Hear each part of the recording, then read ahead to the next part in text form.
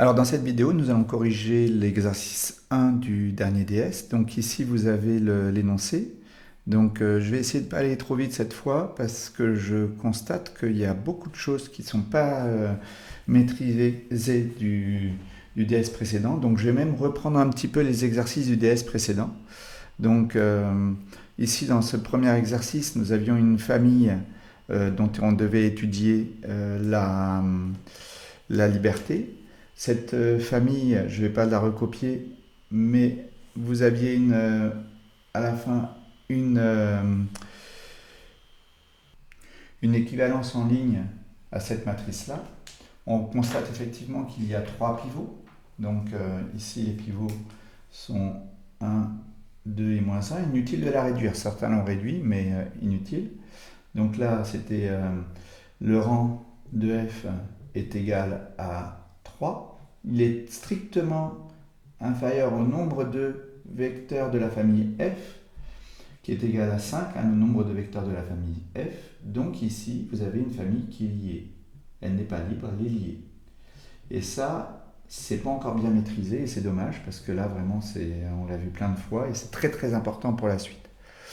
Alors ensuite, pour la deuxième propriété est-elle génératrice. Ici, on a le rang de f qui est égal à dimension de l'espace dans lequel est la famille f, dimension 3, on est dans R3.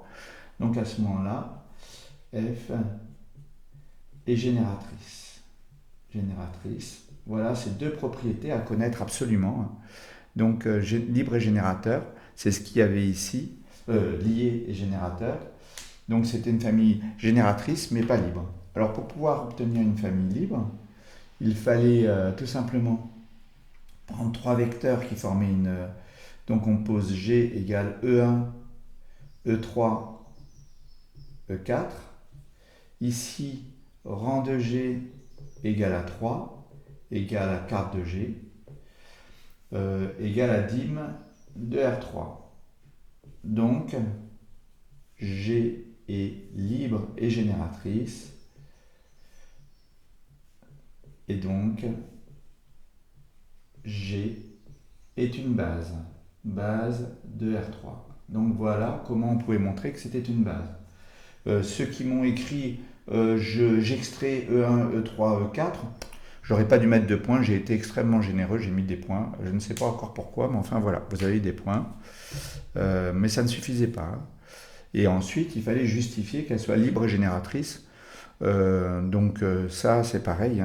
J'ai mis, il y avait un point pour la famille et un point pour la justification. Alors maintenant, nous allons passer à la deuxième question. Donc la question 2 était la, la matrice ici, E, qui était écrite sous cette forme-là, et qui était égale à D plus I3, avec D, 1, 2, 3, 1, 2, 3, 1, 2, 3. Plus I3, c'est 1, 0, 0, 0, 1, 0, 0, 0, 1. Donc effectivement, on avait cette décomposition. Il fallait montrer que D carré est égal à 6D. Ça, il y en a encore qui ne l'ont pas fait. Et après, on montrait par récurrence, et ça, je ne referai pas, que ici, D puissance K est égal à 3 puissance K moins 1 D pour K supérieur ou égal à 1. Donc ça, je ne le referai pas. Ensuite, il y avait le binôme de Newton pour montrer la somme cette somme-là.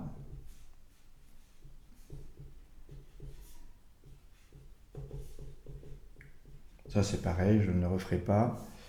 Le bêta n, somme de k égale 1 jusqu'à n des k parmi n, 6 puissance k moins 1. Alors là, c'est pareil, il y en a qui n'ont pas encore compris ce que c'était qu'un signe somme. Alors là, je ne sais plus trop quoi faire. Si je remplace k par 1, ça me fait ceci.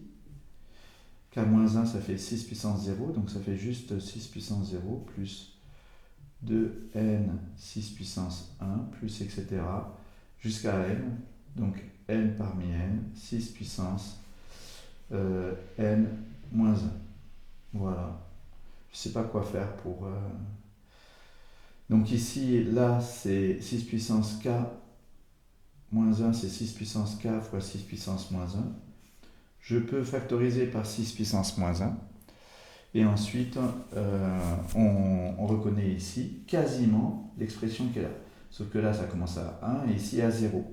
Donc pour pouvoir simplifier, il faut simplement écrire que ceci, si je commence à 0, il faut que j'enlève le terme en 0 que je viens de rajouter. Puisque ici, ça commence à...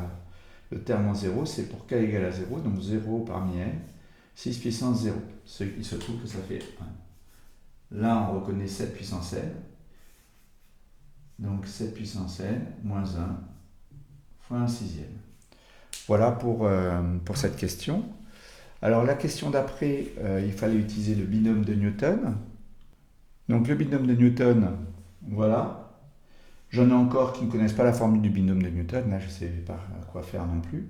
Alors ceux qui n'écrivent pas l'expression I3 puissance n-k, c'est pas grave. Puisque ici, I3, ça fera I3 fois une matrice, ça fait la matrice en question. Ici, on a une formule qui est vraie, c'est que d puissance k est ce qu'on a montré préalablement, mais ça, quel que soit k, supérieur ou égal à 1. Donc ici, comme on commence à 0, on sépare le terme en 0 de la somme, et le terme en 0, c'est 0 parmi n fois d puissance 0. d puissance 0, je vous ai dit dans le binôme, hein, c'est I3, c'est l'identité. Donc ici, hein, il y en a encore qui m'ont écrit 1, donc là je ne sais plus quoi faire non plus. Hein. Une matrice plus une constante, c'est pas possible. Ça je l'ai dit je ne sais pas combien de fois, mais voilà. Ici on remplace d puissance k par l'expression qui est ici. Voilà, ça nous fait 1 fois I3, donc I3, il y en a qui m'ont mis n. Là, dans la mesure où d ne dépend pas du paramètre k, je peux mettre les parenthèses ici et factoriser par d. Il y en a encore aussi qui m'écrivent les nombres à droite de la matrice. Je vous ai dit non, on n'a pas le droit de le faire. On est obligé de mettre la matrice à droite et les nombres à gauche. Donc c'est ce nombre fois d. Et ce nombre, c'est le bêta n qu'on a trouvé préalablement. Voilà l'expression. On peut après remplacer d par son expression, I3 par son expression et bêta n par son expression, mais on ne le fera pas. Et je l'ai fait dans le corrigé. Alors ensuite, on avait la question suivante consistait à faire une généralisation de cette question 2 en introduisant une matrice qui, dans le cas n égale 3, devient la matrice qu'on avait à la question 2. Mais il y en a qui ont cru que c'était la même question. Non, je ne pose pas deux fois la même question dans les exercices, hein, je ne pose qu'une seule fois. Donc si n égale 3, voire question 2, hein, je ne vais pas la refaire. Je suis désolé pour la caméra, hein, je sens que voilà, j'ai un problème avec mon téléphone qui n'arrive pas à être reconnu comme il faut. Donc j'ai une webcam qui ne marche pas bien, désolé. Donc ici, question 2. Lorsqu'on vous demande de déterminer n carré, on va faire ça fois ça. Donc ici, sur le terme qui est en haut à droite, on va avoir ceci fois la même matrice. Hein, donc là, il n'y a que des 1. Donc ça va être cette colonne fois cette ligne. Donc ici, je vais me retrouver en haut à droite sous la forme 1 plus 2 plus 3 plus n, qui est égal à alpha n, c'est-à-dire n facteur de n plus 1 sur 2. La somme des entiers jusqu'à n, ça fait ceci. Ici, sur la deuxième colonne, je vais avoir 2 alpha n. Là, sur la troisième colonne, 3 alpha n, etc. jusqu'à n alpha n et idem sur les autres lignes.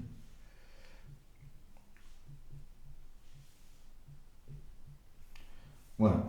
Donc alpha n, c'est n facteur de n plus 1 sur 2 et on obtient alpha n fois grand n. Ensuite, la question 3, lorsqu'on veut montrer que ceci, c'est alpha n puissance k-1 fois n, récurrence. Voilà, comme on a fait à la question de B, je crois. Enfin, voilà, la question 2. Ensuite, petit c, on vous demande petit d, pardon, une simplification de ceci.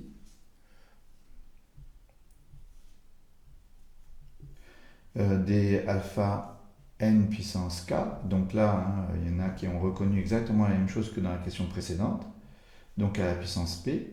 Et puis pareil pour le bêta n, avec un calcul similaire, on obtient 1 sur alpha n moins 1 puissance n moins 1.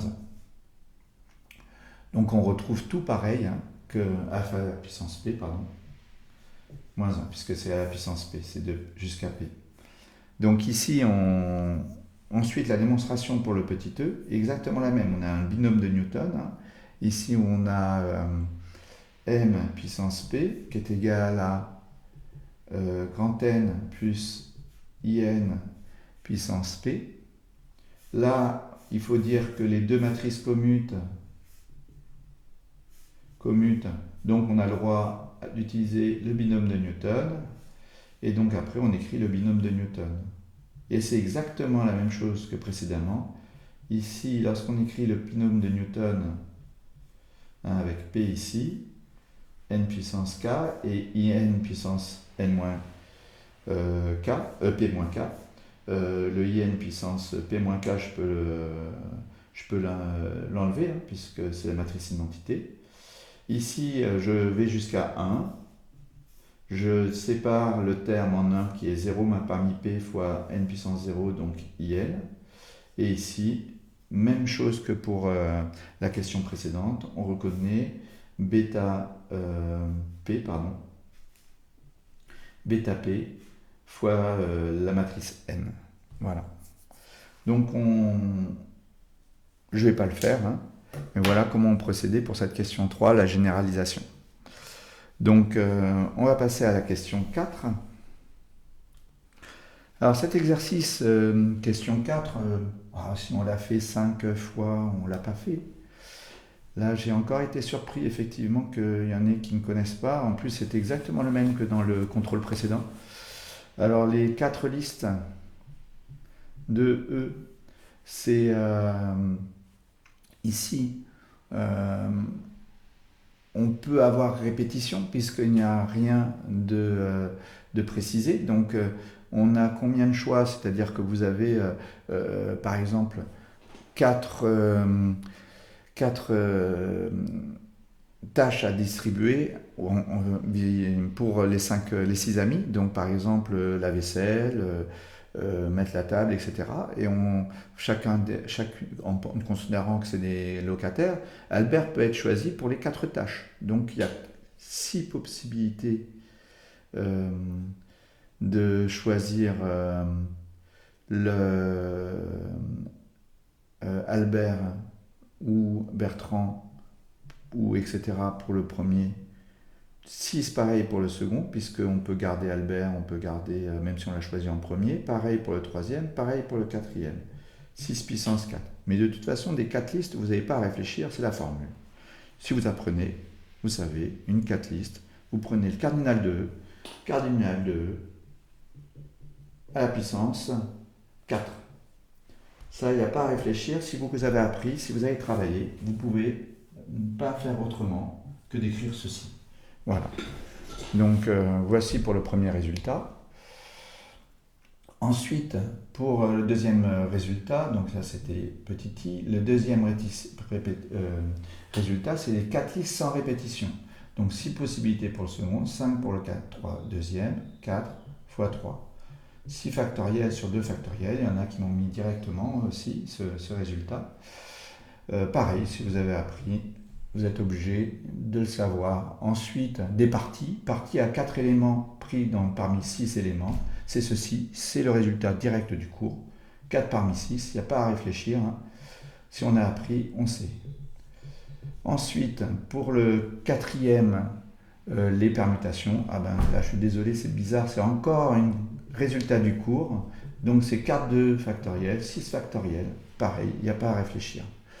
Ensuite, le dernier, le nombre de parties. Ah, bizarrement, ça, c'est encore un résultat du cours. Donc il n'y a pas à réfléchir non plus. Cardinal de E, c'est 2 puissance cardinal de E. C'est la formule à apprendre. Et il faut apprendre, sinon on ne peut pas progresser. Enfin, là je suis un peu agacé, mais c'est vrai que là c'est que des résultats du cours. Donc là on ne peut rien faire. Si on n'apprend pas, on ne peut pas savoir. Alors ici, on prend des parties des mains. Des mains, c'est au poker, c'est 5 cartes parmi. Alors normalement, là, ce n'est pas des jeux de 32, mais pour ce cas-là, pour simplifier un peu, j'avais pris un jeu de 32. Donc, vous prenez 5 cartes parmi 32. Donc là, en disant 5 cartes parmi 32, on justifie cette valeur. 5 parmi 32.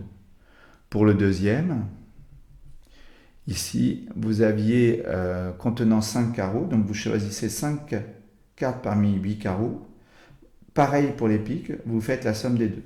Donc là, après, il faut justifier 5 carreaux parmi 8 carreaux. Voilà, je pense que les justifications, je vais les donner à l'oral parce que sinon ça va être trop long au niveau du corrigé. Parmi 8. Donc voilà comment on justifie et on dit idem, idem pour les piques. Pour pique. Donc voilà comment on justifie. Ensuite, pour le 3i, ici, vous choisissez 2 carreaux parmi 8 et vous complétez de 3 piques parmi 8 avec un produit entre les deux. Et pareil, on justifie 2 carreaux parmi 8 et 3 complétés de 3 piques parmi 8. Voilà comment on justifie. Et il faut mettre les deux phrases que j'ai dites oralement parce que sinon vous n'avez pas que la moitié des points. Pour le 4, au moins un roi, on fait le tout, moins tous les cas où il n'y a pas de roi, c'est-à-dire qu'on choisit les 5 cartes, parmi les 28 cartes qui ne sont pas des rois. Il y en a qui ont fait l'effort de dire qu'on choisit 0 roi parmi 4, c'est correct aussi. Et là, vous obtenez le nombre total. Alors pour le 5, au plus un roi, il faut faire avec exactement 0 roi, donc 0 parmi 4 fois 5 parmi 8, 28, ça c'est aucun roi, plus, pareil, mais un roi et 4 cartes qui ne sont pas des rois. Et pareil, on justifie, ça c'est le cas où on n'a aucun roi, ça c'est le cas où on a un roi, et on a bien justifié. Alors pour le 6, c'était un petit peu plus long et un petit peu plus compliqué, parce qu'on voulait exactement 2 rois et 3 piques. Alors le problème, c'est qu'il faut distinguer le cas où vous avez le roi de pique et du cas où vous n'avez pas le roi de pique. Donc premier cas, sans roi de pique. Voilà, vous l'écrivez, vous dites que vous distinguez les deux cas. Donc sans roi de pique, ça veut dire que vous avez pris 5 cartes en tout, vous avez pris 3 piques, mais parmi les 4 qui ne sont pas les rois de pique. Vous n'avez pas pris le roi de pique, donc 0 parmi 1 qui est le roi de pique. Vous complétez de 2 cartes qui sont des rois, mais qui ne sont pas le roi de pique, donc il ne reste plus que 3 rois possibles. 3 rois qui ne sont pas le roi de pique. Le roi de pique, il est ici. Donc je choisis 2 rois parmi les 3 qui ne sont pas des rois de pique. Et là, j'obtiens le résultat. Voilà. Je fais pareil avec, deuxième cas, avec roi de pique. Auquel cas, ici, vous prenez le roi de pique parmi le roi de pique. Vous devez compléter de 2 piques parmi les 7 qui restent et de 1 roi parmi les 3 qui restent. Et après, une fois que vous avez fait ça, vous faites la somme des deux et vous avez l'ensemble des possibilités. Et il faut justifier proprement ici, dire ce que j'ai dit oralement, il faut l'écrire. C'est un peu long, mais c'est comme ça qu'on est propre et qu'on a tous les points. Alors maintenant, on va passer à la question 5 relative à l'équation différentielle. Ça, je ne vais pas refaire la démonstration que j'ai déjà fait en vidéo. Je vais passer à la question 6 sur l'équation de Bernoulli, même si j'ai déjà fait une vidéo dessus. Alors, pour l'équation de Bernoulli, vous avez question 6, y' plus a xy plus b x y puissance n. Voilà, égal à 0. Et dans la première question, on vous demande d'abord on pose z de x égale 1 sur y de x à la puissance n-1.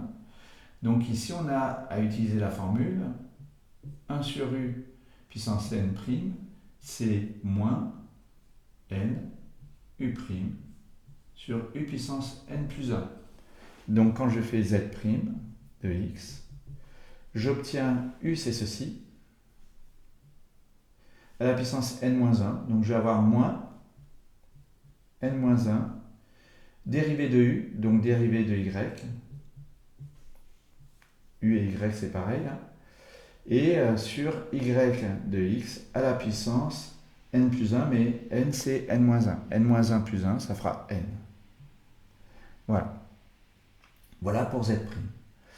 On a dans la question petit b, z solution de En. Alors En est donné, hein. Ça veut dire que 1 sur n-1 z' plus a de x z plus b de x égale à 0. On remplace z' par son expression ici. Il y a les n moins n-1, ça fait 1 moins n. Avec le 1 moins n qui est là, ça s'élimine. Il me reste y' de x sur y de x puissance n plus a de x z, c'est ceci. 1 sur y de x puissance n-1 plus b de x. Et après, je multiplie par ceci et j'obtiens ça. Donc y, il faut que j'écrive normalement l'intermédiaire, y solution de bêta n. Alors maintenant qu'on a ceci, on va pouvoir l'utiliser pour la question C, puisqu'on veut résoudre cette équation. Alors cette équation, elle n'est pas encore tout à fait sous cette forme-là, hein. Donc ceci, j'écris l'équation, plus, puissance 3. Là, je divise par x pour avoir un coefficient devant y' qui est 1. Donc ça fait y' plus 1 sur x, y. Et là, ça va me faire moins 1. J'ai oublié de mettre le égal à 0, pardon. Ça fait moins y cube égal à 0. Voilà ce que l'on obtient. Ici, on reconnaît effectivement cette équation. C'est seulement ci, donc z, solution de En c'est celle-ci, c'est-à-dire 1 sur 1 moins 3, z', plus a de x, c'est ça, 1 sur x, z, plus b de x, et b de x, c'est ceci, c'est-à-dire moins 1. Voilà. Et là, on simplifie, ça fait moins 2 ici au dénominateur, je multiplie par moins 2 partout, donc comme ça j'ai 1 devant le z', ça fait moins 2 sur x, z, et plus 2 ici. Voilà. Je peux mettre le plus 2 de l'autre côté, c'est égal à moins 2. Voilà. Et ici, maintenant que je sais devoir résoudre ceci, je vais résoudre cette équation et retrouver l'expression de y, sachant qu'on posera z égale ceci, c'est-à-dire 1 sur y puissance 3 moins 1, 1 sur y carré. Une fois que j'aurai trouvé z, il suffira que je trouve y grâce à cette équation. Alors pour trouver z, on fait d'abord l'équation homogène. L'équation homogène, on trouve, je ne sais plus où écrire, mais l'équation homogène, on trouve une primitive de ceci, ça sera moins 2 ln de x, donc z de x égale à c exponentielle de moins une primitive de ceci, donc ça fera plus 2 ln de x, donc c'est x puissance 2. Hein, ça et ça, c'est la même chose, avec c appartenant à R. Alors maintenant que j'ai trouvé l'équation homogène, il faut que je cherche une solution particulière. Je peux poser zp de x égale c de x x carré, remplacer dans l'équation qui est là et trouver une solution. Là, on n'a pas trop de choix, on n'est pas obligé de faire comme ça, puisque ici, les coefficients ne sont pas constants, donc on n'a pas d'autre méthode. Alors avec le coefficient, ici on remplace, on va se retrouver après simplification, hein, je vous passe les étapes pour regarder le corriger. C de c' de x fois x carré égale à moins 2. Donc c' de x égale à moins 2 sur x carré.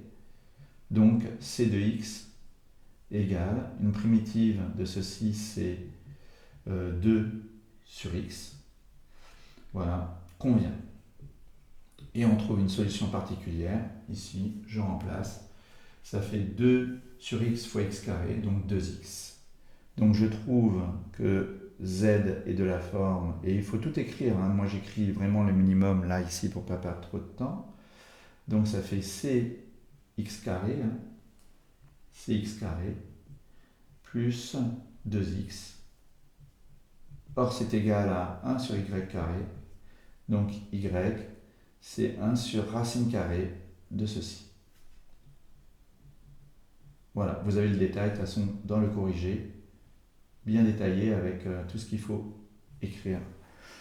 Donc voilà pour la question 6. Alors pour la question 7, vous aviez d'abord une étude de fonction, U sur V. Alors là, je ne vais pas que vous critiquer dans cette vidéo, et encore pas tous, hein, parce qu'il y en a qui ont très très bien réussi. Mais là, en revanche, je trouve que sur les dérivés, la plupart, vous êtes plutôt bien sortis, hein. Vous avez la forme U sur V, donc f de x égale e de x sur x. Il fallait faire l'étude de la fonction, donc U sur V, c'est U', donc e de x, V, moins U, V', c'est 1, sur V carré. Alors là, on factorise par e de x, voilà. On précise e de x sur x carré positif, et là c'était sur 0 plus l'infini ouvert, hein, en 0 ça n'existe pas. Mais de toute façon c'est toujours positif, même sur R étoile ça aurait été positif. Donc f' de x du signe de x-1. Ensuite on fait le tableau. Le signe de x-1, on n'a pas besoin de justifier, hein, voilà. Ici, négatif, positif, plus l'infini, f' de x, décroissant, croissant, f. Alors ici, f de 1, c'est e, il n'y a pas de souci. Et ensuite, il nous faut les limites, là et là. Alors la limite en plus l'infini, là, il n'y a pas besoin d'aller bien loin, puisque c'est plus l'infini sur plus l'infini. Sauf que c'est une formule déterminée dont on connaît le résultat, parce que par croissance comparée, celui-là va beaucoup plus vite. Donc celui-là, c'était la croissance comparée, mais pas l'autre. Donc vous mettez, à chaque fois que vous voyez des exponentielles croissance comparée, mais il y a des fois où ça marche et des fois où ça ne marche pas. Ici, en 0, vous avez ça qui est envers 1. Donc, e de x sur x en 0+, c'est 1 sur 0+, c'est plus l'infini, il n'y a pas de forme à déterminer, et on a plus l'infini. Alors ici, E c'est environ 2,71, on met toujours la valeur exacte, mais vous pouvez mettre la valeur approchée à côté. Donc ici, en petit b, on vous demande de montrer que ceci admet une solution, ben, il y en a une à partir de 3, puisque là, 3, vous allez avoir une valeur là et là, comme antécédent. Là, ce sera x3 et là, y3. Donc, deux solutions. 1 sur 0, 1, mais pour n, ça marche pareil, hein. N ici, n, donc on a, d'après le tableau de variation, c'est ce qu'il faut préciser, d'après le tableau de variation précédent, vous précisez quand même que n supérieur ou égal à 3 est supérieur strictement à e, comme ça vous avez bien précisé que vous êtes au-dessus de cette valeur. Cette équation admet deux solutions, une sur cet intervalle 0, 1 et une sur 1 plus l'infini. Celle-ci c'est xn et celle-ci yn. Voilà. Alors, fort de ce résultat, dans la question petit c, on va faire l'étude de la suite xn, et dans la question petit d, on fera l'étude de la suite yn. Donc maintenant qu'on a montré leur existence, on peut passer à xn et yn. Alors, j'ai effacé le tableau de variation de f, ce que je n'aurais pas dû faire. Donc, alors pour l'étude de xn, xn c'est la solution qui est ici, donc je le mets en rouge, comme ça on y verra plus clair. Si j'ai n ici, j'ai un antécédent xn qui est compris entre 0 et 1. Sur le graphique, on a f qui fait ceci. Là j'ai e, voilà, en 1. Et ici, pour n, j'ai un antécédent qui est xn. On voit que pour n plus 1, l'antécédent va être légèrement plus petit et qu'on va tendre donc vers 1. Et pour ça, on va construire la réciproque de cette fonction sur 0, 1. Donc ici, on dit que f induit une bijection de 0, 1 fermé dans E plus l'infini. On note G sa bijection réciproque. Le tableau de variation de G, on le déduit, vous avez les mêmes variations que G, et puis on a les valeurs ici, on varie de E à plus l'infini, on est décroissant. Ici, pour ne pas se tromper, vous mettez la plus petite des deux valeurs, et là la plus grande, et vous avez G. On a f de xn, par définition de xn, c'est n, et ça implique que xn, c'est g de n. Donc ici, xn plus 1, c'est g de n plus 1. Et c'est forcément plus petit que xn, qui est g de n. Donc ici, d'après le tableau de variation, on a ceci. Donc, xn décroissante. Et pour la limite quand on a xn qui est égal à g de n, qui tend vers 0 quand n tend vers plus l'infini. Voilà. Donc on a trouvé et la limite et la variation de xn. Alors ici, comme xn tend vers 0, on a f de xn qui est égal à e de xn sur xn égal à n par définition. Donc ça fait e de xn égal à n xn. Et comme ça, xn tend vers 0, e de 0 ça fait 1, donc ça tend vers 1 quand n tend vers plus l'infini.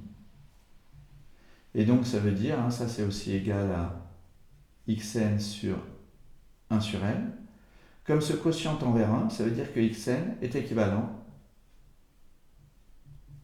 à 1 sur n.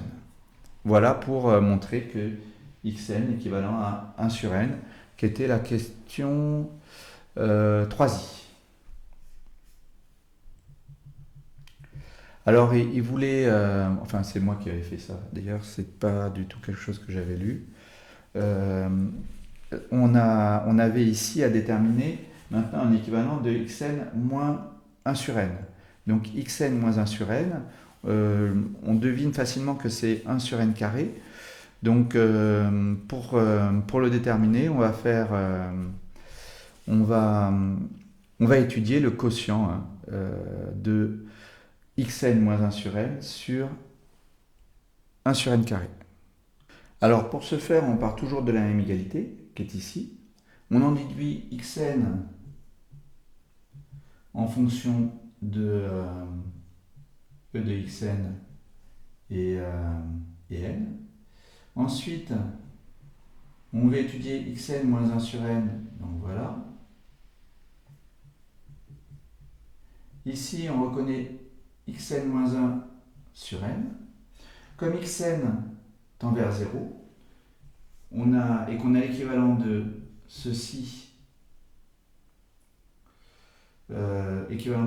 quand u tend vers 0, qui est u en 0, ça c'est équivalent à xn moins 1 sur n. Ensuite, pardon, j'ai dit xn moins 1, c'est xn sur n, puisque ça c'est équivalent à xn d'après cette propriété. Donc, ici, il suffit maintenant de diviser par n carré, 1 sur n carré.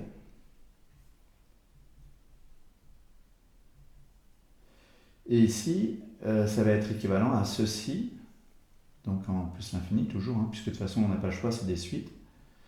Donc c'est xn sur n fois l'inverse, donc n carré. Là j'obtiens xn n, et ça tend vers 1. Donc le quotient tend vers 1, donc le numérateur est équivalent au dénominateur. Voilà. Donc c'était vraiment pas simple cette deuxième question, hein. C'était vraiment histoire de donner un exemple un petit peu plus complexe, hein. Autant jusque la question précédente ça se faisait, autant là c'était vraiment un peu la question subsidiaire. Alors maintenant nous allons passer, alors pour la suite yn, c'est un peu le même principe, hein. Je passe rapidement sur la définition, la limite de yn, hein. Donc yn tend vers plus l'infini cette fois-ci. On le voit graphiquement ici, puisque quand on prend les antécédents, yn, donc elle va être croissante et tend vers plus l'infini. Ah, je mets des flèches vers le haut. Sachez que pour le concours, c'est formellement interdit, hein. Il faut mettre yn croissante. Pareil pour les fonctions, etc., hein. Il n'y a que dans les tableaux de variation qu'on peut mettre ces flèches, hein. Maintenant, c'est vrai que je ne me formalise pas cette année, mais prenez l'habitude assez rapidement de ne plus noter comme ça, hein. Alors maintenant, pour déterminer en 2i que yn est équivalent à ln de n, on part toujours de la même égalité, f de yn égale n, c'est e de yn sur yn, donc e de yn, ça va être égal à nyn, ici, et ça implique que yn, si je prends le logarithme, en passant au log, ça fait yn égale ln de n plus un ln du produit, ln de yn. Ensuite, j'obtiens ln de n sur yn, ln de n sur yn, qui est égal, donc j'ai fait ça sur ça, ça va me faire 1 moins ceci sur ceci.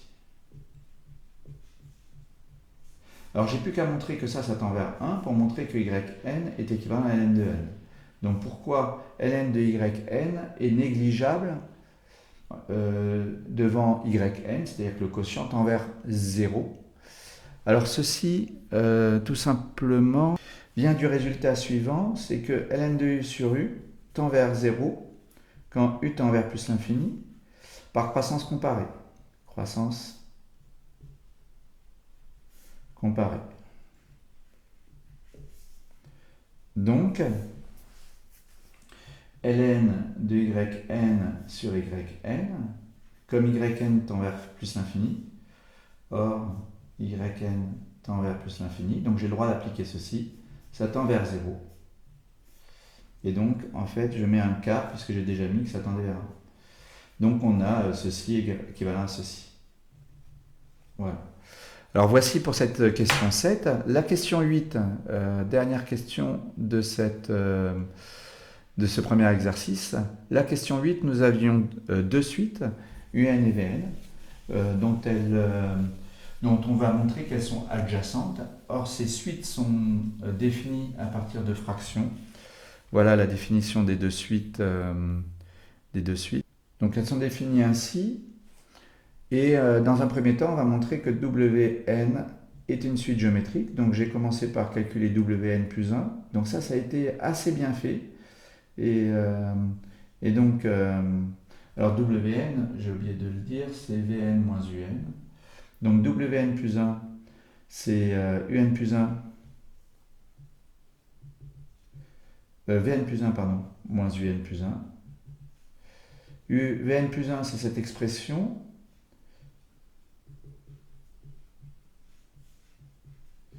Et Un plus 1, c'est celle-ci.